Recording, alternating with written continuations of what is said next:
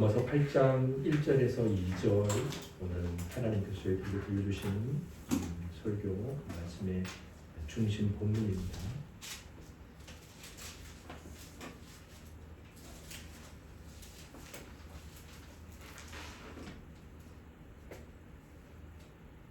신약성경 249페이지 우리 함께 한 목소리로 하나님의 말씀을 읽으면서 우리 영혼이 잘 듣도록 하겠습니다. 시작.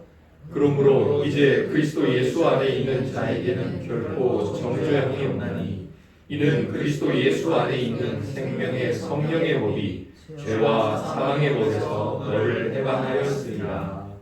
아멘. 우리 함께 하나님의 뜻되신 은혜를 구하면서 기도드리겠습니다. 제가 대표로 기도드립니다. 지금 저희들 앞에 또는 저희들 좌우에 아니 저희들 심령 중심에 계시는 거룩하신 하나님이시여, 오늘 저희들이 말씀을 듣고 그 말씀을 지켜 행하며 하나님께 감사함으로 살려고 마음과 뜻과 생각을 낮춥니다. 자기가 잘 되는 일에 짐승보다도 못했던 발람을 생각합니다. 짐승은 죽을 길인 줄 알아 그 길로 나아가기를 꺼려했지만 죽는 줄도 모르고 그 길로 가자고 그 나귀를 다그치며 때렸던 발람이 때로 저희들의 모습이 아닙니까? 하나님, 이성을 가진 피조물로 지음 받았지만 이성 없는 피조물보다도 못한 삶을 살고 있는 저희들 자신의 무지와 미련을 회개합니다. 하나님, 그런 비참하고 안타까운 삶의 태도는 하나님의 말씀이 들려왔음에도 그 말씀을 끝까지 무시하며 혹은 교묘하게 자신의 뜻을 이루려는 태도가 원인이었습니다. 주여, 저희 자신의 틀을 유지하면서 당신을 섬긴다면 그것은 종교가 아니겠습니까? 하나님, 생명으로 당신 앞에 서기 위하여 오늘도 행여나 저희들의 성벽이 돌 위에 돌 하나 남지 않는 무너진 성벽이 되기를 원합니다. 그것이 가장 안전한 성벽이요, 안전한 반석이요, 안전한 피난처임을 믿습니다. 주여, 말씀하옵소서. 하나님, 말씀하옵소서. 저희의 뼈를 골수를 찔러 쪼개기까지 하는 하나님의 그 검이 오늘 저희들 가운데 역사하여 주옵소서. 그래서 차라리 당신의 검으로 찔러 쪼갰을 당할지언정 당신의 낫으로 베이는 일은 없게 하여 주시옵소서. 우리를 구원하신 예수님 이름으로 감사하며 기도드립니다. 아멘.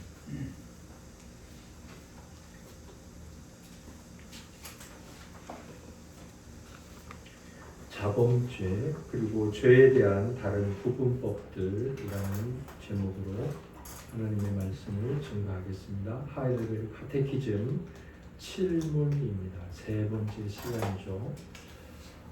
하나님의 말씀은 우리들에게 살아도 죽어도 주는 위로의 복음입니다.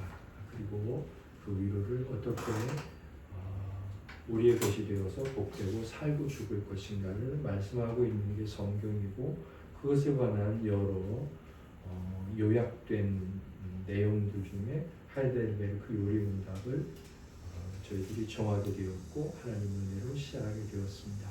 그리고 죄에 관한 내용을 3주째 다루고 있는데, 저희들이 했던 내용을 간단히 보면 사람의 시조는 무슨 죄를 지었는가, 사람의 시조가 죄를 지은 원인들은 무엇인가? 유혹의 때에 은혜를 거둔 자가 타락의 원인인가? 인류의 최초의 결과들은 죄의 결과들은 무엇인가? 하나님께서는 왜 사람의 타락을 허용하셨는가? 그리고 나서 죄가 무엇인지에 관해 논의를 했죠. 죄가 있다는 것을 우리가 어떻게 알 수 있느냐? 죄가 무엇이냐? 죄의 종류에는 어떤 것들이 있느냐입니다. 아직 큰 제목이 6번에 이어서 남아있기는 한데 이 6번에 관한 내용들 세 번째 내용을 지난주에도 했고 이번 주에도 하고 있습니다. 3번의 내용은 이번 주로 마무리되죠. 그래서 죄의 종류에는 무엇이 있느냐? 크게 보면 원죄와 자범죄가 있다. 그렇게 우리가 일반적으로는 알고 있습니다. 그래서 지난주에는 말하자면 원죄만 한 것입니다. 그리고 이번 주에 이제 자범죄를 하는데 자범죄를 5가지 방식으로 구별해서 생각할 수 있습니다. 그래서 지배하는 죄와 지배하지 않는 죄로 나눠서 생각해 볼 수 있고 양심을 거스르는 죄와 양심을 거스르지 않는 죄로 나눠서도 생각해 볼 수 있고 사심을 얻지 못하는 죄와 사심을 얻을 수 있는 죄로도 나눠서 생각할 수 있고 본질적인 죄와 우발적인 죄로도 나눠서 생각할 수 있습니다.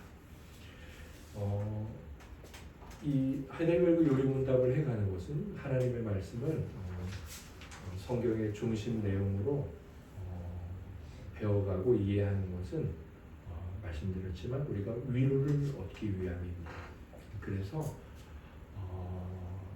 누군가를 부드럽게 하는 자를 하나님은 더욱 강력하게 만드신다고 오늘 섭리에 관한 웨스트민스터 신앙고백서를 했지만 이 죄에 관한 논의를 하면서도 우리가 이 안에서 참된 위로를 얻기 위해서 더 깊게 위로를 얻기 위해 깊게 죄에 관한 내용들을 살펴본다고 생각하면 결코 틀리지 않습니다. 세상 사람들이 궁금해하는 게 그거예요. 아니 너 예수 그리스도로 말미암아 죄 용서 받았다면서? 그런데 왜 교회 가서 기도할 때마다 회개하고 그리고 아니 그렇게 하나님의 자녀라고 말하면서 그러면 의롭다고 말하는 건데 왜 죄인이라고 또 말하냐? 주여 이 죄를 용서해 주시옵소서. 이렇게 궁금해하시는 분들이 계세요. 그리고 교회 성도님 안에는 그거에 대해서 말씀을 못하는 분도 계세요. 그리고 본인 스스로도 내가 죄인이라고 기도를 해야 되나? 아닌 것 같은데 그런 고민들이 계시죠. 심지어는 이단 중에 네가 구원받았으면 구원받은 날짜가 있지 않느냐, 경험이 있지 않느냐, 더 이상 죄인이라고 말하지 마라, 죄인이라고 말하면 안 된다라고 말하는 이단도 있죠. 그때 우리의 마음을 속 시원하게 하고 우리에게 참된 위로를 주고 그리고 그들에게도 혹시 하나님께서 말할 기회를 주시고 허락해 주신다면 말할 수 있는 것들이 있는 길이 하나님의 말씀을 잘 아는 것입니다. 일단 오늘 이제 원죄와 자범죄를 나눴을 때 자범죄에 관한 내용들인데 죄의 종류가 이렇게 많다 그것을 말하는 것이 아니라 이 자범죄에 대해 우리가 어떻게 생각할 것이고 우리는 어떻게 위로받을 것인가를 생각할 때 이런 식으로도 나눠진다입니다. 먼저 자범죄에 관해 우리는 그냥 우리가 지은 죄 그리고 조상이 지은 죄 그렇게만 생각하고 있는데 자범죄를 이렇게 조금 자세하게 설명하고 있습니다. 우리 같이 한번 하이델베르크 요리문답에 있는 자범죄가 무엇인지 읽고 같이 생각해 보겠습니다. 시작. 자범죄란 지성, 의지, 마음, 외형 등 무엇이든 간에 하나님의 율법이 명령하는 일들을 반해서 행동하거나 하나님의 율법이 명령하는 일들을 행동하지 않는 모든 것이다. 네. 제가 조금 이제 내용을 좀 바꿨어요. 그래서 이제 운을 좀 맞췄어요. 이거죠. 하나님의 율법이 명령하는 일들을 반대해서 행동하거나 또는 하나님의 율법이 명령하는 일들을 행동하지 않는 것. 여기서 중요한 것은 반대해서 하는 행동 또는 이제 순종하지 않는 행동 이렇게 말씀을 드릴 수 있습니다. 뒤에 보면은 자귀의 죄, 부자귀의 죄라고 되어 있어요. 이 자귀와 부자귀가 뭐냐면 법적인 용어인데 밑에 보세요. 사람의 행위를 적극적 동작과 소극적 태도로 나누어 전자 적극적인 행동을 자귀라고 하고 소극적인 태도를 부자귀라고 합니다.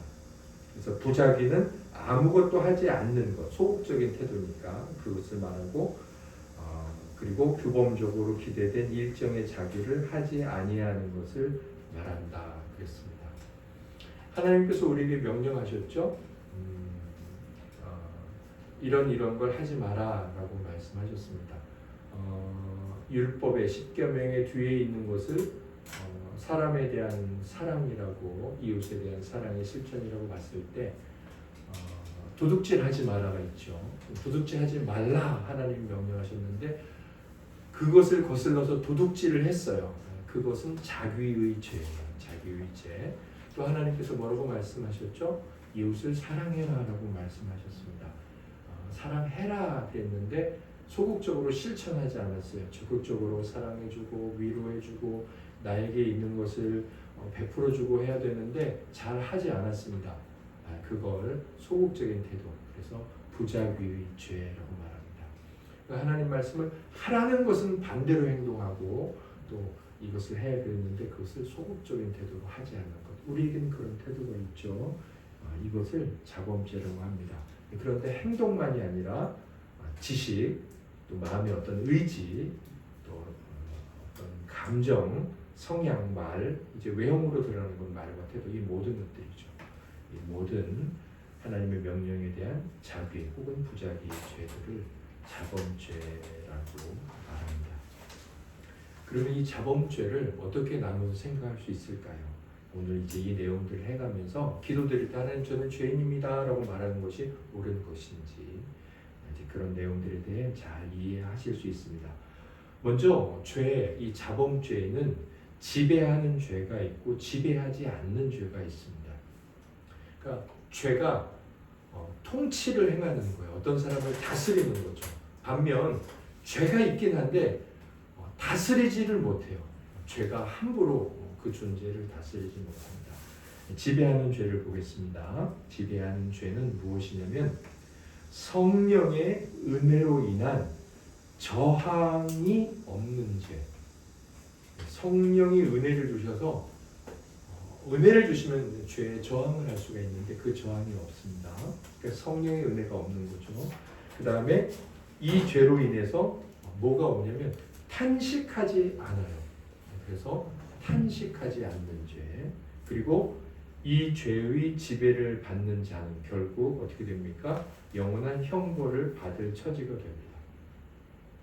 이게 이제 지배하는 죄의 모습이고 지배하는 죄의 어떤 결과입니다. 로마서 6장 12절 말씀 우리 같이 보겠습니다. 시작. 그러므로 너희는 죄가 너희 죽을 몸을 지배하지 못하게 하여 몸의 사욕에 순종하지 말고. 아멘. 여기 분명히 우리 몸을 지배하는 죄가 있다고 말합니다. 그렇죠? 지배하는 죄가 있어요. 요한일서 3장 8절에도 이 죄에 대해서 말을 하고 있는데 함께 읽어보겠습니다. 시작. 죄를 짓는 자는 마귀에게 속하나니 마귀는 처음부터 범죄합니다. 아멘. 자, 여기도 죄를 짓는다 그랬는데 이 죄는 어떤 죄냐면 지배하는 죄예요. 왜 그렇게 알 수 있어요? 마귀에게 속한다 그랬잖아요. 마귀에게 속한다는 것은 마귀의 통치 영역에 들어간다는 거예요. 마귀가 다스리는 그 죄 가운데, 그 영역 가운데 들어가 있는 존재가 된다는 거죠. 자, 그러면 우리가 이 지배하는 죄가 무엇일까라는 생각이 들죠. 그런데 지배하지 않는 죄를 읽고 나면 지배하는 죄가 조금 이해가 되실 거예요. 그래서 제가 설명을 하기 전에 그 위에 이제 요한일서 3장 8절 내용이 있는데 설명하기 전에 이번에는 그 반대 지배하지 않는 죄를 보겠습니다. 지배하지 않는 죄의 내용에는 지배하는 죄의 내용에 들어갔던 것이 똑같이 들어갑니다. 그러니까 성령의 은혜로 인한 저항하는 죄, 저항하지만 죄를 지어요. 자, 그 다음에 뭐가 있습니까? 탄식이 있습니다. 죄를 짓지만 탄식이 있어요. 탄식은 회개라고 생각하셔도 돼요. 그래서 이 죄는 어떻게 합니까? 이 죄를 지었으니까 죄인이죠. 죄인을 영원한 죽음을 혹은 형벌, 이제 아까 이 반대되는 지배하는 죄와 뭐 비교한다면 형벌도 맞아요. 죽음을 당할 처지에 있도록 만들지는 않습니다. 자, 지배하는 죄와 지배하지 않는 죄, 이것은 그래서 우리가 이렇게 생각할 수 있어요. 어떤 죄냐가 아니죠. 그 죄를 짓고 있는 존재의 모습과 상태를 의미하고 있죠. 그래서 사실은 지배하는 죄와 지배하지 않는 죄라고 나눴지만 이것은 죄의 종류를 말하기보다 그 죄를 짓고 있는 사람의 종류를 말하고 있는 거예요. 자, 그렇게 죄를 구분하는 거죠. 요한일서 3장 8절에 제가 히브리어를 좀 써놨습니다. 여러분들 지난 한 주간에 죄 졌어요, 안 졌어요? 여러분들이 지식적으로, 의지적으로, 마음으로, 생각으로, 말로, 행동으로 하나님의 율법이 말씀하시는 것을 반대로 행동한 적이 있어요, 없어요? 또는 하나님이 이렇게 해라 라고 말했는데 그렇게 그냥 안 하고 가만히 있거나 이렇게 해라 그랬는데 조금만 한 적이 있어요, 없어요? 있으실 거예요. 분명히 있으십니다. 요한일서 3장 8절을 보시면 죄를 짓는 자는 그랬으면 우리는 어떤 자예요? 우리 죄 졌으니까. 죄 졌잖아요. 지금 다 죄 졌다 그러셨잖아요. 그러면 죄를 졌으니까 우리는 마귀에 속한 자일까요? 이 고민이 생기지 않습니까? 여기 죄를 짓다 포이오는 원형은 포이에오예요. 그 밑에 이제 포이에오 그게 원형이고 이 문장에서는 3인칭 남성 단수 현재형으로 쓰였어요. 헬라어가 현재형으로 쓰이잖아요. 그러면 제가 이제 NLT라고 New Living 그다음에 Translation인가 뭐 그 NLT 영어 버전으로 보면 이걸 이렇게 영어로는 번역을 했어요. Keep on sinning. keep on 하고 ing 붙이면 계속 하다예요. 계속 하는 거예요. 계속. 그러니까 keep on sinning 하면 계속 죄를 짓는 거예요. 우리가 계속 유튜브 보죠. 우리가 계속 동영상 짧은 거 보죠. 왜 그래요? 우리를 기쁘게 하는 게 있잖아요. 그래서 어떻게 하죠? 그거 끊으려고 해도 잘 안 끊어지죠. 그래서 핸드폰 딱 껐는데 베개를 딱 끄고 잠자리에 누우면 계속 생각나서 또 보죠. 누워가지고. 자, 왜 그래요? 왜 우리가 계속 그것을 할까요? 재밌잖아요. 자, 그때 우리가 끊을래도 끊어질 수가 없어. 우리 안에 뭐가 있는 거예요? 그것을 하는 재미, 그것을 하는 습관이 붙어서 계속 하는 거죠. 뭐 밤이나 낮이나 계속 한다기보다 그 행위와 동작을 멈출 수 없고 그것의 즐거움에 빠져 있는 거예요. 그게 바로 keep on sinning 또는 포이에온이에요. 그런 식으로 죄를 짓는 거예요. 여기 요한일서 3장 8절에서 말하는 것은 죄가 너무 즐거워. 그래서 죄를 끊을 수 없어. 그리고 더 이상 이제는 끊는 게 싫어. 그래서 거기에 빠져 있는 거죠. 자, 그렇게 죄를 짓는 자는 마귀에게 속하는 거예요. 저와 여러분이 오늘 죄를 지었다고 분명히 고백을 했습니다. 하나님 앞에. 그런데 죄를 지으면서 우리 마음은 어땠나요? 이러면 안 되는데 내가 왜 이렇게 살지? 안타까움이 있었고 하나님 앞에 회개하는 마음이 있었고 그런 마음이 없다가도 오늘 교회에 나와서는 하나님 앞에 세워지고자 하는 마음의 결단이나 각오들이 말씀을 들으면서 다른 형제 자매들을 보면서 대표 기도자의 기도를 들으면서 생기게 되죠. 그래서 우리는 죄를 지었지만 마귀에게 속한 자가 아니에요. 왜? 우리가 지은 죄는 우리를 지배하지 못하기 때문에. 죄가 우리를 지배하지 못한다는 것을 어떻게 알 수 있을까요?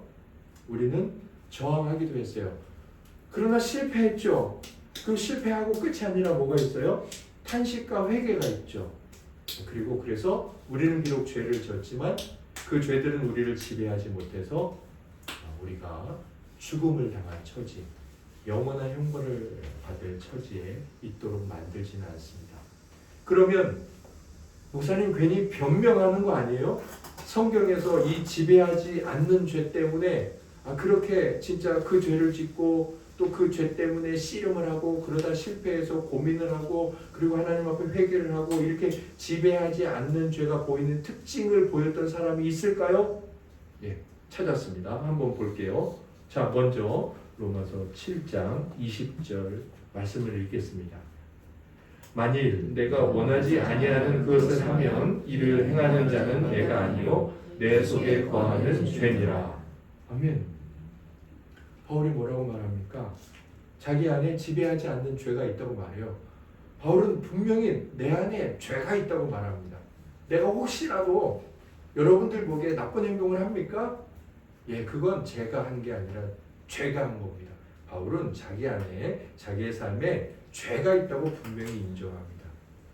자, 근데 그 죄는 어떤 죄예요? 지배하지 않는 죄예요. 요한일서 1장 8절도 읽어볼까요? 시작. 만일 우리가 죄가 없다고 말하면 스스로 속이고 또 진리가 우리 속에 있지 아니할 것이요. 아멘. 나 죄 안 져. 나 죄 짓지 않았어. 이렇게 말한다면 그 사람은 거짓말이라는 거예요. 분명히 죄 있다는 거죠. 아까 바울도 자기 안에 죄가 있다고 인정했고 사도 요한도 인정을 했습니다. 자, 그리고 우리 주님께서도 이렇게 말씀을 하셨어요. 마태복음 6장 12절 시작. 우리가 우리에게 죄 지은 자를 사하여 준 것 같이 우리의 죄를 사하여 주시고, 주님도 기도를 가르쳐 주면서 아예 우리에게 너희들 죄 당연히 있으니까 당연히 그 기도 꼭 해야 되라고 아예 우리에게 죄가 있다는 것을 인정해 주셨어요. 자, 이렇게 바울도 요한도 주님께서도 우리가 죄가 있다, 죄의 문제를 어떻게 할 것이냐, 그것을 인정하게 하셨습니다. 자, 그리고 나서 7장 20절 로마서 말씀 보겠습니다. 시작. 오호라 나는 곤고한 사람이로다. 이 사망의 몸에서 누가 나를 건져내랴. 아멘.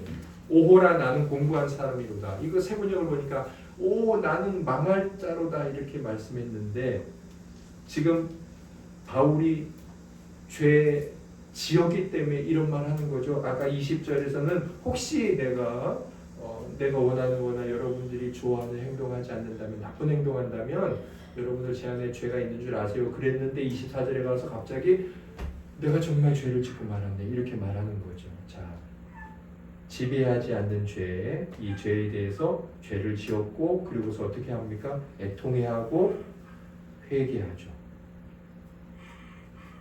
분명히 죄가 있고 성도들 안에도, 그리고 이 죄로 인해서 죄를 져서 애통해하고 회개합니다. 자, 그렇다면 성도들 안에 있는 이 죄는 성도를 어떻게 만들까요? 오늘 로마서 8장 1절 2절인데 우리 같이 읽고 아멘 하겠습니다. 시작. 그러므로 이제 그리스도 예수 안에 있는 자에게는 결코 정죄함이 없나니 이는 그리스도 예수 안에 있는 생명의 성령의 법이 죄와 사망의 법에서 너를 해방하였으나. 아멘. 성도들 안에도 죄가 있습니다. 그러나 그 성도들은 그 죄로 인해 신음하고 애통하고 회개합니다. 그래서 그 죄는 성도들을 영원한 형벌로 떨어지지 않게 합니다. 바로 성도들이 짓는 죄, 예수 그리스도 안에서 해결된 그 죄가 지배하지 않는 죄입니다. 그러면 지배하지 않는 죄는 어떤 사람들의 죄일까요? 성령의 은혜가 주어지지 않는 자들, 네, 그래서 저항하지 않는 자들, 그리고 자기가 지은 죄에 탄식하지 않는 자들, 예, 그래서 그들은 결국 형벌을 받게 되고, 예, 그들은 이 땅을 살아가면서 계속 죄의 지배 아래 놓여 있습니다.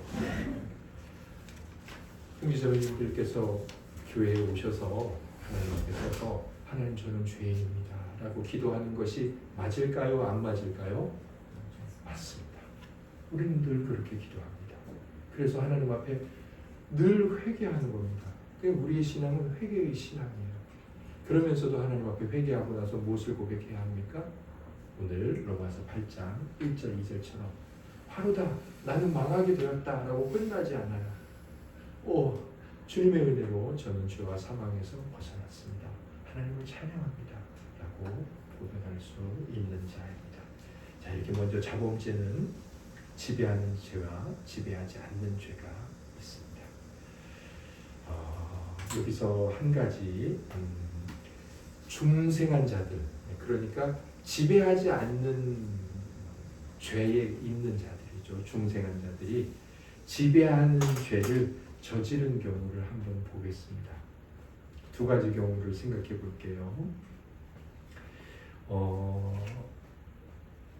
밑에 각 줄을 한번 보실까요? 중생한 자들도 이런 형태의 죄를 범할 수 있습니다. 영원한 형벌에 떨어질 수 있는 죄를 범할 수 있습니다. 물론 우선적으로는 이게 어떤 죄냐가 아니라 누구의 죄냐, 그게 이제 지배하는 죄, 지배하지 않는 죄인데, 특별히 어떤 죄는 정말 영원한 형벌에 떨어지는 그런 죄일 수 있습니다. 그래서 그런 죄를 지은 경우를 말하는데, 그리고 이 죄들은 회개하지 않는 한 죄 사함, 하나님께서 죄를 용서해 주셨다는 어떤 확신이나 또 참된 그리스도께서 주시는 하나님이 이제 우리를 심판하신다는 그 정죄가 없으니까 참된 위로가 있거든요. 그런데 그 위로와도 모순이 되는 죄가 있습니다. 그러니까 상당히 큰 죄 또는 위험한 죄인데요. 출애굽기 32장 4절의 경우입니다. 어떤 죄일까요? 상당히 심각한 죄가, 우리 같이 읽어보겠습니다. 시작. 아론이 그들의 손에서 금고리를 받아 부어서 조각칼로 새겨 송아지 형상을 만드니 그들이 말하되 이스라엘아 이는 너희를 애굽 땅에서 인도하여 낸 너희의 신이로다 하는지라. 아멘. 모세가 시내산에 올라가서 하나님의 율법을 받으러 40일 동안 있어서 백성들이 막 찾고 빨리 어떻게 해봐 그래서 아론이 다급해가지고 금송아지를 만들어 놓은 다음에 뭐라고 말했어요? 이게 바로 하나님이야 이렇게 말했습니다. 네, 하나님을 잘못 이야기한 거죠. 우상 숭배죠. 하나님에 대한 태도, 결국 믿음에 대한 근본적인 태도라고 말할 수 있죠. 이게 하나님이야라고 말하는, 완전히 사람들을 그리고 자기 자신을 오류에 빠뜨리는 건데, 이렇게 믿음의 근본적인 태도, 신앙이죠. 신앙이 무엇인가를 말하는 이 믿음의 근본적인 태도에 대한 잘못, 오류. 이 죄는 중생한 자들이 지은 죄. 비록 그들이 지었으니까 그들을 지배하지 못하죠. 그러나 그럼에도 불구하고 지배하는 죄에 해당하는 것 같은 아주 심각한 죄입니다. 네, 믿음의 태도를 잘못, 오류에 빠지는. 또 하나는 뭐가 있냐면 사무엘하 12장 9절에 나오는데요. 우리 같이 읽어보겠습니다.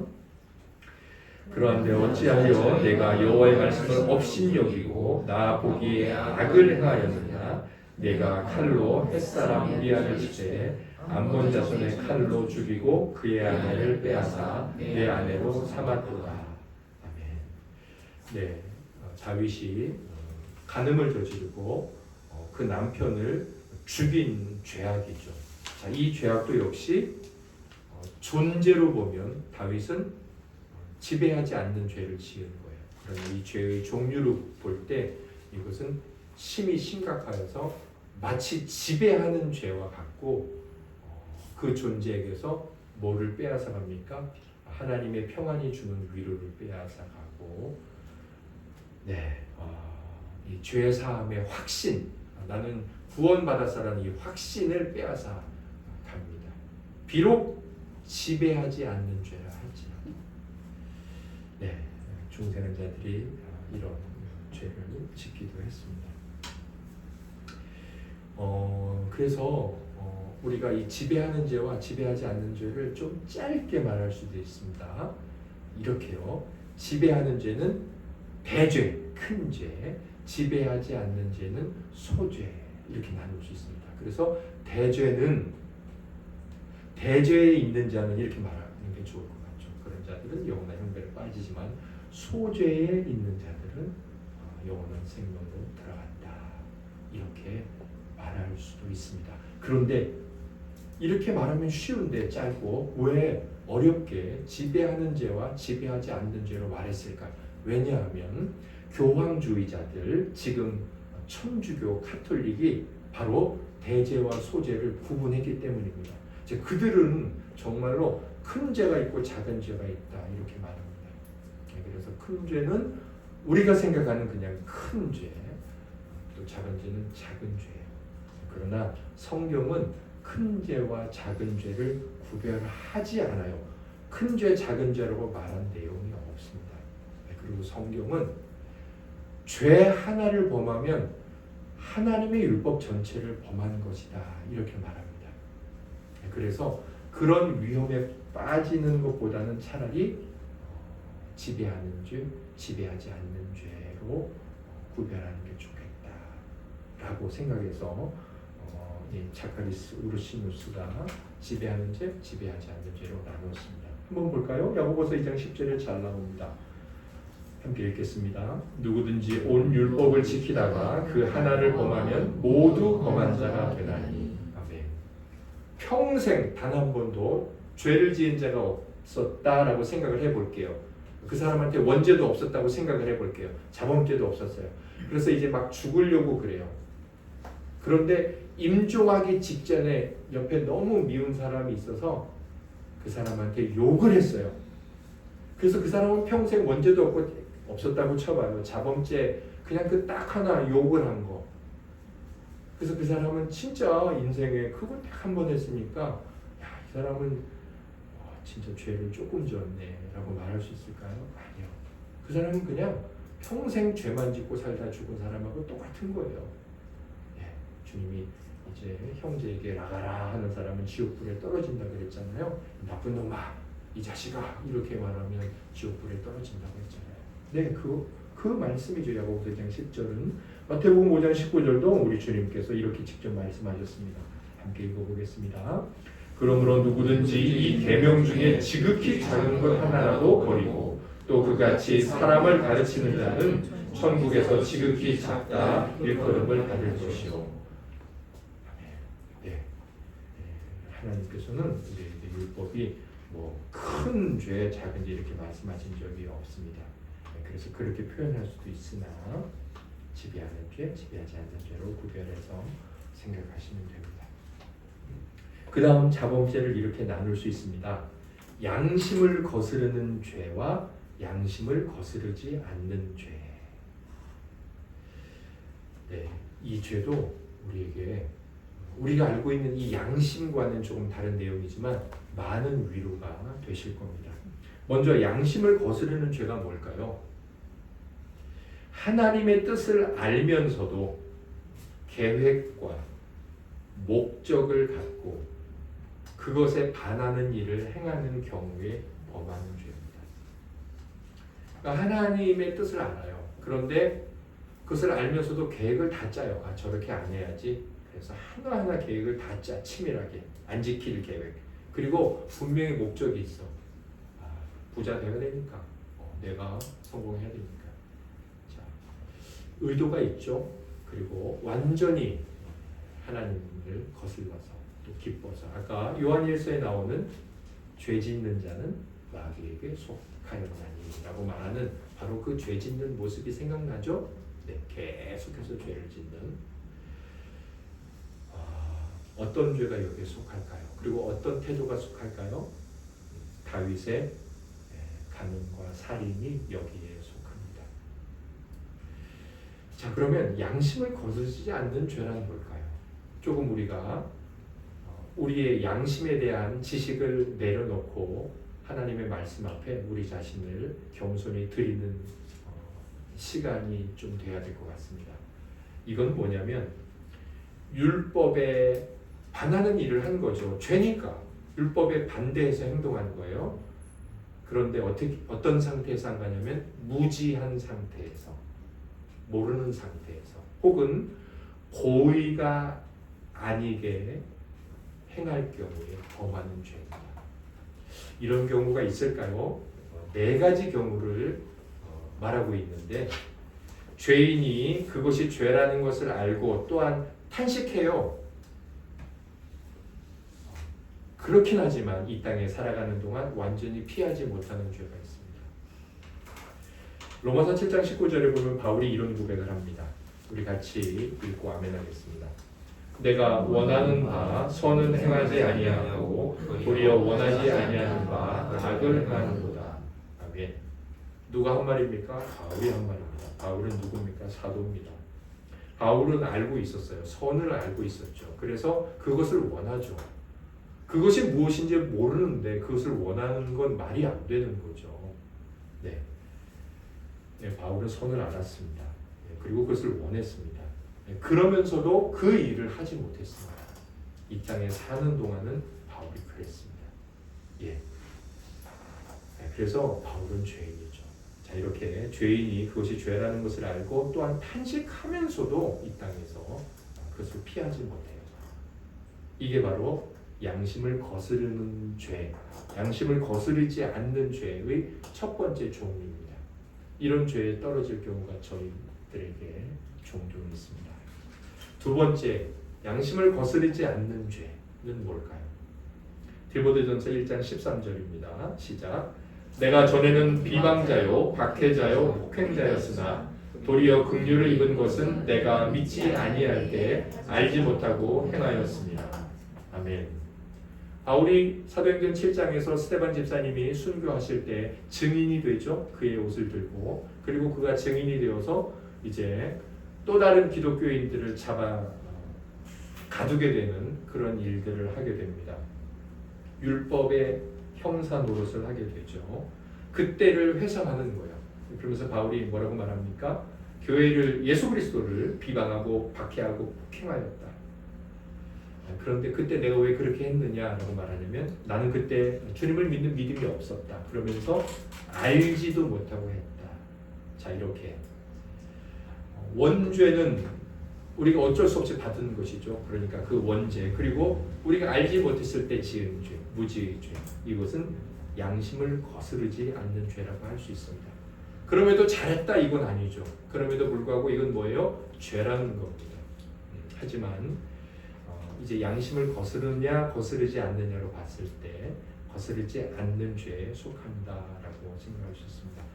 그 다음에 양심을 거스르지 않는 죄에는 부작위의 죄가 있어요. 부작위의 죄는 뭘까요? 하나님께서 우리들에게 너 죄인을 용서해 그랬는데 용서하기 싫어. 용서하고 싶은데 그런데 용서하기로 했어. 그래서 용서할게 말은 했어요. 그래 용서해. 그래 앞으로 사이좋게 지내자. 잘 지내. 입술로는 용서했어. 그리고 하나님이 하라니까 했어. 근데 잘해주기는 싫어. 그래서 잘해주지는 않아. 이게 뭐예요? 부작위의 죄예요. 네, 겉으로 보기에 이 사람이 잘못한 거 있어요? 없어요? 하나도 없어요. 하나님의 말씀에 적극적으로 순종하지 않았죠. 이런 죄는 뭐예요? 양심을 거스르지 않는 죄예요. 자, 우리가 생각하기에는 부작위의 죄가 여전히 양심을 거스르는 것 같죠? 양심과 생각했을 때 네, 양심을 거스르는 죄 같지만 이 요리문답에서 구별해 놓은 양심을 거스르지 않는 죄에 해당이 됩니다. 그 다음에 이 죄가 상당히 저는 마음의 위로가 되었습니다. 연약함의 죄가 있습니다. 연약함의 죄. 연약함의 죄가 누가 지은 죄고 어디에 나오냐면 대표적으로 누가복음 22장 61절에서 62절에 나옵니다. 우리 같이 읽어보겠습니다. 주께서 돌이켜 베드로를 보시니 베드로가 주의 말씀 곧 오늘 닭 울기 전에 네가 3번 나를 부인하리라 하시니 생각나서 밖에 나가서 심히 통곡합니다. 아멘. 베드로 죄 지었죠. 근데 이 죄의 모습을 보면서 야 상당히 나쁜 분이네. 알고도 이렇게 하고 뭐 끝까지 주님을 따르겠다고 말해놓고서 근데 이런 죄에 대해서 베드로만 비난이 안 나오고 우리도 이럴 때가 있습니다. 회사에서 출근해서 예수 그리스도를 믿지 않는 척할 때 혹은 기도하지 않을 때 우리가 신앙인으로서 행동하지 잘 못할 때 이럴 때가 있습니다. 그때 우리가 상당히 하나님 앞에 죄책감이나 또 회개 어떻게 해야 될지 이런 고민들이 있습니다. 제가 그래서 책에 있는 내용을 그대로 가져왔어요. 밑에 한번 각주를 보실까요? 베드로는 유혹을 받을 때 비록 원한 것은 아니었지만 알면서도 그리스도를 부인했습니다. 원한 것은 아니었다는 것을 어떻게 알 수 있을까요? 뒤에 나오죠. 그가 슬피 울었다는 것. 슬피 울었다는 것을 보고 원하는 게 아니었다는 걸 알 수 있어요. 베드로가 나 예수님 몰라. 그리고 진짜로 나 모르기를 원했다면 밖에 나와서 막 웃었겠죠. 이렇게 말하길 잘했어. 그런데 밖에 나와서 통곡을 했어요. 왜 울어요? 나 이렇게 행동하면 안 되는데, 나 이러면 안 되는데, 그걸 알았던 거예요. 이것은 지배하는 죄도 아니고 성령을 모독하는 죄는 더더욱합니다. 그리스도를 부인했을 때나 슬피 울었을 때나 그는 그리스도를 사랑했기 때문입니다. 다만 그때 그가 처한 위험한 처지로 인해 두려움이 생겨서 그 사랑이 겉으로 드러나지 않은 것뿐이다. 저는 너무 위로가 되었어요. 사실 베드로가 우리에게 피난처를 주죠. 이 말씀이. 그런데 이 구절에 대한 이 당시 제가 이 요리문답의 해석을 보면서 제가 참 많이 위로를 받았어요. 가끔 우리가 목사님들께서 6.25 때 혹은 이제 일제시대 때 교인들을 다 모아놓고 뭐 십자가를 밟고 지나가라, 밟고 지나가면 뭐 이런 그런 말씀들을 많이 들었죠. 또 실제로 순교하신 주기철 목사님과 여러 우리가 알지 못하지만 하나님은 기억하고 계시는 아름다운 순교자들이 있습니다. 그런 분들에 비해서 나쁜 평가를 받고 그리고 어떻게 그런 자들이 살아남아서 하나님을 믿고 우리들에게 앞에 설 수 있느냐 이런 생각이 들기도 하고 나는 절대로 그런 일이 생긴다면 그러지 않을 거야. 우리가 뭐 그런 각오도 하고 그렇죠. 그러면 그 순간에 이 정작 주님의 12사도들은 완전히 나쁜 분 중에 나쁜 분들이 되고 가요. 그러나 우리가 그런 분들을 우리 앞에 세우시고 그런 분들을 통해 우리 주 예수 그리스도의 믿음이 우리에게 흘러왔다는 걸 생각해 볼 때 우리가 한 번 더 곰곰이 생각해 볼 기회가 있거든요. 그리고 그렇게 십자가를 정말 밟고 지나가면서 주님을 모독했던 분들 그리고 생명을 지키려고 했던 분들에 대해서 어떻게 저럴 수가 있어 라고 말하기보다는 그들이 혹시 주님 앞에 베드로처럼 남몰래 통곡을 하고 애통을 하고 평생 그것이 가슴에 남아서 하나님 앞에 죄인처럼 살아가시고 내가 교회에 덕을 끼치 못하고 하나님의 영광을 드러내지 못했다라고 살아가신 분이 있다면 바로 그분들이 이 양심을 거스르지 않는 죄, 연약함의 죄에 빠졌던 것은 아닐까라고 생각하게 되었습니다. 그리고 사실은 형제 자매님들 중에 그리고 실제로 제 자신이 정작 세상에 나가 살 때 우리가 쓰러지고 넘어질 때가 종종 있지 않습니까? 그때 우리가 하나님 앞에 그날 밤에 돌아와서 얼마나 마음에 괴로워해요. 내가 이렇게 살아서 안 되고 내가 그날 참았어야 되는데 오늘 내가 그것만 하지 말았어야 되는데 주님 제가 너무 부끄럽습니다. 그때 우리가 주님 앞에 내가 연약함의 죄 그럼에도 죄 주여 저를 불쌍히 여겨주시옵소서 라고 고백하면서 비록 내가 죄를 졌지만 내 양심을 거스르는 죄는 아니므로 계속 괴로워하지 말고 나를 용서하신 우리 주 예수 그리스도의 보혈의 능력 앞에 담대히 서자. 매일 아침엔 주께서 주시는 새로운 힘으로 일어나고 더 이상 눌리지 말자라고 고백하는 것이 합당할 것입니다. 네, 이렇게 양심을 거스르지 않는 죄는 4가지 정도로 생각할 수 있습니다. 만약에 이 세 번째 양심을 거스르는 죄와 양심을 거스르지 않는 죄를 앞에서 배웠던 지배하는 죄와 지배하지 않는 죄에 적용해 본다면 지배하는 죄는 어떤 죄에 해당이 될까요? 양심을 거스르는 죄가 해당이 되겠죠. 만일. 그리고 지배하지 않는 죄는 양심과 관련해서는 어떤 죄예요? 양심을 거스르지 않는 죄가 해당이 되겠죠. 그리고 성도들과 불신자들, 택한 백성과 버림받은 백성들을 본다면 또 그렇게 나눠서 생각해 볼 수 있겠죠. 그 다음에 사하심을 얻지 못하는 죄가 있고 사하심을 얻는 죄가 있습니다. 용서를 받지 못하는 죄가 있고 용서를 받는 죄가 있습니다.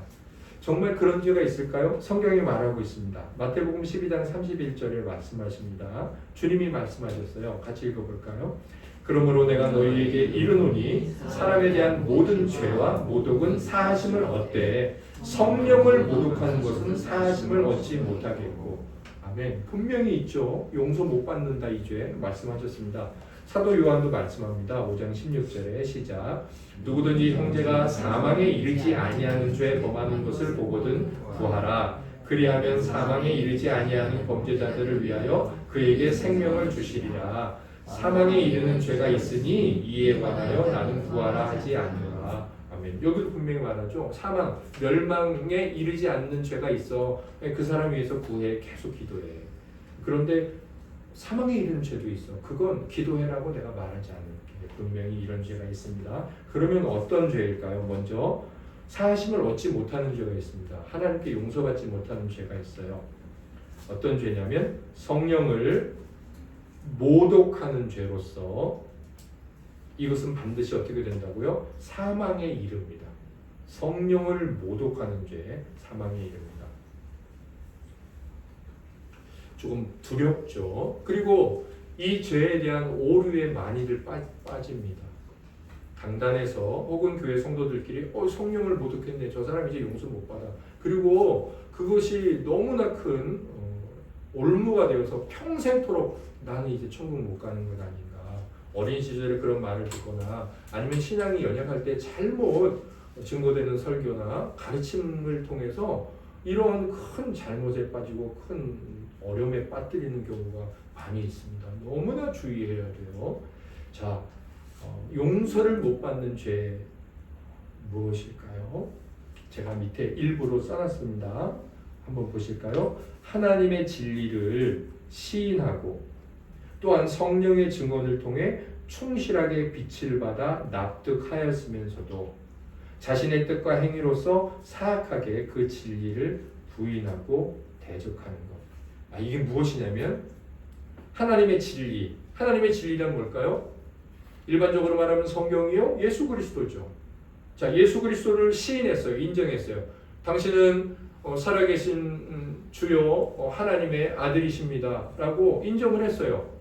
자, 이것은 교회의 행정적인 방법으로 말한다면 뭘까요? 교회 와서 예수 그리스도를 믿고 학습을 받고 세례를 받고 교인이 되었어요. 그래서 우리가 성도라고 불렀어요. 사도신경을 고백해요. 나는 믿사오며 고백을 했어요. 자, 그래서 어떻게 됐어요? 성령의 증언을 통해서 충실하게 빛을 받았어요. 그리고 다 납득했어요. 천국과 지옥, 하나님의 살아계심과 최후 멸망과 심판이 있음을 예수 그리스도의 재림과 부활을 다 납득했어요. 자, 그런데 어떤 계기, 어떤 일, 어떤 문제, 그래서 자신의 뜻과 행위로서 사악하게 그 진리, 예수 그리스도를 부인하고 예수 그리스도를 대적해요. 네, 주님을 믿지 않고 주님을 인정하지 않고 주님의 뜻을 거슬러서 행동하죠. 자, 6번 각주를 보세요. 조금 이제 부연 설명이 있는데 여기에서 나오는 모든 것들은 두려움이나 연약함에서 비롯되는 것이 아니라 진리에 대한 결연한 미움에서 비롯되는 것이요. 또한 처절한 악의로 가득 찬 마음에서 비롯되는 것입니다. 그러니까 뭔가 두려워서 저 예수님 몰라요. 이게 아니라는 거예요. 저 사실은 교회 안 다녔어요. 저 세례 안 받았어요. 세례 받았으면서도. 그런 두려움이나 어떤 연약함 때문에 마치 베드로처럼 하는 게 아니라 베드로도 분명히 주님을 인정했잖아요. 진리를 알았잖아요. 그래서 주께서 신앙 고백, 너의 신앙 고백 위에 교회를 세우리라 했잖아요. 근데 주님을 모른다고 했으니까 성령을 모독했네. 그런데 그런 연약함이나 두려움에서 오는 것이 아니라 악의를 가지고 미움을 가지고 주님에 대한 증오를 가지고 주님에 대한 증오는요.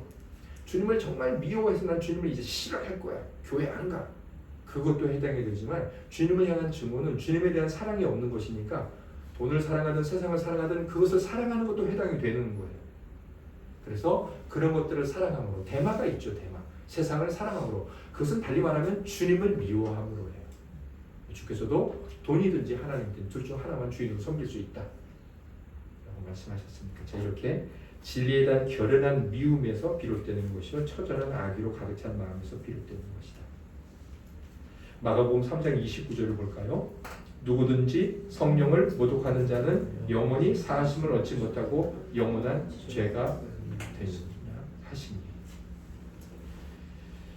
이 성령을 모독하는 죄와 관련해 살펴야 할 법칙들이 있습니다. 좀 중요하죠. 아주 많이 중요해요. 이것 때문에 위험에 떨어지기도 하고 낙심하기도 하고 그러잖아요. 물론 우리가 주의 있게 살펴볼 필요는 있습니다. 자, 먼저 이 죄는 사울과 유다처럼 성령으로 말미암아 빛을 받았고 그래서 진리를 충실히 납득했던 자들에게서만 나타납니다. 네. 일단 예수 그리스도를 믿고 주님을 인정했던 자들에게서 나오는 것이 성령을 모독하는 죄예요. 모든 악인들, 주님을 아예 몰랐던 자들에게서 나오는 죄가 아니라는 거죠. 자, 그 다음에 두 번째, 이 모든 죄는 역시나 성령을 거스르는 죄, 이 죄는 사심을 얻지 못하는 죄는 역시나 어떤 죄예요? 지배하는 죄고 양심을 거스르는 죄일 수 있습니다. 그러나 그 반대의 경우는 해당되지 않습니다. 그러니까 지배하는 죄나 양심을 거스르는 죄를 졌다고 그것이 성령을 모독하는 죄냐, 사하심을 얻지 못하는 죄냐, 그렇지는 않다는 겁니다. 택함받은 자들이나 진정으로 회심한 자들은 절대로 성령을 모독하는 죄를 범하지 않습니다. 네, 그들은 결코 멸망당할 수가 없다는 것입니다. 결론을 말하는 거예요. 결론이 중요하니까. 왜냐하면 그리스도께서 그들을 완전히 보존하시고 구원하시기 때문입니다. 요한복음 10장 28절에 나오죠. 같이 읽어볼까요? 내가 그들에게 영생을 주노니 영원히 멸망하지 아니할 것이요 또 그들을 내 손에서 빼앗을 자가 없느니라. 자, 마지막으로 이 죄에 대해서 주의해야 될 것이 있는데 가장 중요해요. 이 죄에 대해서 어느 경우든 또 누구에 대해서든 성급하거나 경솔하게 결정을 내려서는 안 됩니다. 결정을 내린다는 것은 뭐 선포한다거나 당신 그거야 이렇게 뭐 결정한다는 의미가 아니고요. 우리의 생각으로 정죄하거나 판단하거나 그 사람은 그런 거 아니야? 성령 모독한 거 아니야? 그렇게 말해서는 안 된다는 겁니다. 너무나 주의를 요하는 고백이라는 거죠. 그렇다면 용서를 받을 수 있는 죄는 뭘까요? 똑같습니다. 성령을 모독하는 것이 아닌 죄죠. 결국 사망에 이르지 않는 죄가 되겠죠. 성령을 모독하지 않는다는 건 뭘까요? 주님을 계속 인정하고 주님을 사랑하고 비록 때때로 두려움이나 연약함에 떨어져서 양심을 거스르지 않는 죄를 베드로처럼 지을 수도 있겠지만 주님을 향한 결연한 미움이나 처절한 악의로 가득 찬 마음이나 이런 것들에 사로잡혀 멸망에 떨어지지는 않는다는 겁니다. 우리가 항상 주님의 보호하심과 돌보심 가운데 어떤 일이 있어도 멸망에 사망에 떨어지지 않는다는 것을 주께서는 약속하셨다라고 믿어야 합니다. 마지막으로 본질적으로 죄인 것과 우발적으로 죄인 것이 있습니다. 이것도 단어에 대한 본래 의미와는 조금 다르니까 한번 들어보십시오. 본질적으로 죄인 것은 말 그대로 그냥 그 자체로 하나님께서 율법에 명령하신 것을 반대로 행동하거나 하라고 한 것을 소극적으로 하는 거예요. 그 자체로 죄죠. 그 자체로 죄. 하나님의 율법에 반하며 율법이 금하는 그런 성향들과 욕망들과 행위들, 이 모든 것들입니다. 이제 발현되었거나 드러나지 않은 모든 하나님의 율법이 금하는 그런 것들, 그게 이제 본질적으로 죄예요. 그럼 우발적으로 죄는 뭐냐? 우발적, 그랬을 때 우리는 갑자기 사고를 생각하죠. 갑자기 생긴 일. 그러나 여기서 말하는 우발은 그게 아니에요. 외식하는 자들과 중생하지 않은 자들의 행동들입니다. 외식하는 자들과 중생하지 않은 자들의 행동들입니다. 여러분들 중에 혹시 여러분 직장에서 학교에서 여러분들이 아는 분들 중에서 주님을 안 믿어요. 그러나 굉장히 선하고 착하게 사는 분들 있으신가요? 남을 잘 돕고 자기를 희생하고 이런 분들 아시나요? 뭐 역사적으로 보면 뭐 공자도 그렇고 굉장히 훌륭한 말했고 또 여러 가지 인류에게 좋은 일을 한 사람 또 자기를 희생하고 남을 위해서 살다가 죽으신 분들 예수 그리스도를 모르는데 뭐 스님 중에도 계시고 많은 분들 계시죠. 자, 그 사람들의 행동과 태도는 뭘까요? 주님은 몰라요. 믿음은 없어요. 그러나 자 착한 일도 했고 뭐 나쁜 일도 했을 수 있지만 자 아무튼 그 사람들의 모든 행동들이 다 뭐예요? 우발적인 죄예요. 네, 외식하는 자들, 또 중생하지 않은 자들, 하나님을 믿지만 하나님을 믿는 믿음이 있는 것이 아니라 겉으로는 그렇게 행동하면서 안으로는 참되게 주님을 모르고 주님을 사랑하지 않았던 바리새인과 서기관들, 그 사람들 얼마나 11조도 잘하고 안식일을 잘 지켰습니까? 하지만 그런 외식하는 자들의 행동들이 다 뭐예요? 죄라는 거죠. 자, 믿지 않는 사람들이 착한 일을 해요. 남을 도와줘요. 그거 다 뭐예요? 그 죄예요. 아무리 착한 일을 해도 믿지 않는 사람이 하는 행동들 다 죄예요. 어떤 죄예요? 우발적인 죄.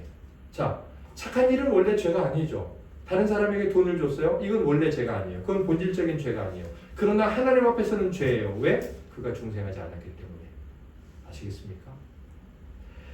로마서 14장 23절에 보면 이렇게 되어 있죠. 의심하고 먹는 자는 정죄되었나니 이는 믿음을 따라 하지 아니하였기 때문이라. 그 다음 보세요. 믿음을 따라 하지 아니하는 것은 다 죄다. 주님을 믿지 않는 사람이 하는 행동은 나쁜 일이라든 착한 일이라든 다 죄예요. 하나님 앞에서. 그래서 그는 영원한 형벌에 떨어져요. 그 죄를 우리는 뭐라고 말해요? 나 착한 일 했어. 착한 일 했으니까 좋은 데 가지. 아니, 네가 한 착한 일도 죄야. 왜? 우발적인 죄거든. 그게 뭐야? 그것은 외식하는 자와 그 다음에 이제 이 구원받지 못한 중생하지 못한 자들의 모든 행동을 말해요. 그 정도까지 이야기해 주시면 되고 한 마디 더 로마서 14장 23절에 믿음을 따라 하지 않는 건 다 죄래. 예수 믿지 않고 하지 않고 좋은 일은 나쁜 일 하는 거 다 죄라. 디도서 1장 15절에도 말합니다. 함께 읽겠습니다. 깨끗한 자들에게는 모든 것이 깨끗하나 더럽고 믿지 아니하는 자들에게는 아무것도 깨끗한 것이 없고 오직 그들의 마음과 양심이 더러우니라. 예수 믿지 않는 사람들이 뭘 해도 깨끗한 게 없어요. 자, 히브리서 11장 6절을 읽겠습니다. 믿음이 없이는 하나님을 기쁘시게 하지 못하나니 하나님께 나아가는 자는 반드시 그가 계신 것과 또한 그가 자기를 찾는 자들에게 상 주시는 이심을 믿어야 할지니라. 아멘. 자, 우리의 선한 행위가 하나님을 기쁘시게 하고 하나님께 영광을 드러내요. 세상을 비춘다고 말해요. 자, 그럼 그렇다고 해볼게요. 자, 그래서 하나님 앞에 막 착한 일을 했어요. 근데 이 사람 믿음이 없어. 예수 그리스도를 안 믿어. 자, 그러면 하나님이 그 착한 일을 기뻐해요? 안 기뻐해요? 안 기뻐해요. 자, 이게 어떤 죄예요? 우발적으로 죄가 되는 것입니다. 자, 이렇게 자범죄의 종류를 생각해 봤습니다. 8가지가 있다는 것이 아니겠죠. 이런 경우 어떻게 또 이런 행동에 대해서 우리가 어떻게 생각해야 되느냐 너무 중요하죠. 우리가 그래서 예수 그리스도를 믿지 않는 자들의 선행을 어떻게 생각해야 될 것인지, 그들은 본질적으로 죄가 아닌 것을 행하고 있으니 아름답다 칭찬해주고 그런 일을 하게 하신 하나님을 찬양하면서도 그럼에도 불구하고 주 예수 그리스도를 믿지 않으니 그들의 삶은 속히 돌이켜서 하나님을 믿어야 된다. 그렇게 고백해야 됩니다. 내가 예수를 믿지 않아도 내 방식대로 하나님 앞에 세상에서 착하게 살아갈 수 있지. 그러나 하나님은 그 착한 방식을 죄라고 여기십니다. 마지막으로 우리가 생각해 볼 것은 어거스틴의 고백인데요. 같이 한번 읽어보실까요? 만일 이 땅에서 그 어떤 죄도 처벌을 받지 않는다면 사람들은 섭리를 믿지 않을 것이다. 만일 이 땅에서 모든 죄가 다 처벌을 받는다면 사람들은 심판이 있을 것이라고 생각하지 않을 것이다. 참 귀한 고백이죠. 하나님은 섭리 가운데 이 땅에서 이런 죄 가운데 있는 자를 심판하십니다. 처벌하십니다. 그러나 가만 보면 모두 다 처벌하지 않으세요. 저 사람 처벌했으면 좋겠고 저 문제 처벌했으면 좋겠는데 처벌 안 하시거든요. 왜 모든 죄를 처벌하지 않으십니까? 왜냐하면 우리에게 하나님 말씀하신 지옥과 천국을 믿게 하시기 위해서입니다.